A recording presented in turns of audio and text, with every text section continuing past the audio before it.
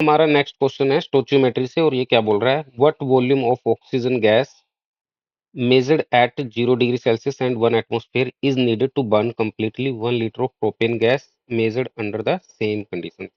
तो ये बोल रहा है कि ऑक्सीजन का कितना वॉल्यूम हमें चाहिएगा 0 डिग्री सेल्सियस और 1 एटमॉस्फेयर प्रेशर के ऊपर 1 लीटर प्रोपेन को कंप्लीटली बर्न करने के लिए। तो देखिए, पहले आपको एक छोटी-सी जानकारी दे देता हूँ कि जब भी हमें 0 डिग्री सेल्सियस दिया गया होता है टेम्परेचर और प्रेशर दिया गया होता है 1 एटमॉस्फेयर, तो हम इस कंडीशन को बोलते हैं स्टैंडर्ड टेम्परेचर प्रेशर कंडीशन, यानी कि एसटीपी। और हमें ये पता है कि एट एसटीपी के ऊपर 1 मोल ऑफ गैस जो होती है उसका वॉल्यूम कितना होता है 22.4 लीटर होता है। ये एक छोटी-सी जानकारी थी, हालाँकि हमें इसकी ज़रूरत नहीं है।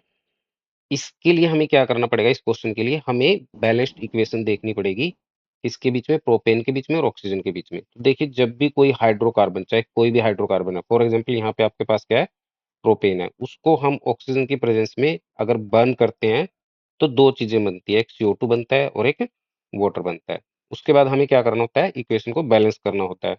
तो लेफ्ट साइड में कार्बन 3 है, तो राइट साइड में 1 है, तो मुझे यहाँ पे 3 से मल्टीप्लाई करना पड़ेगा।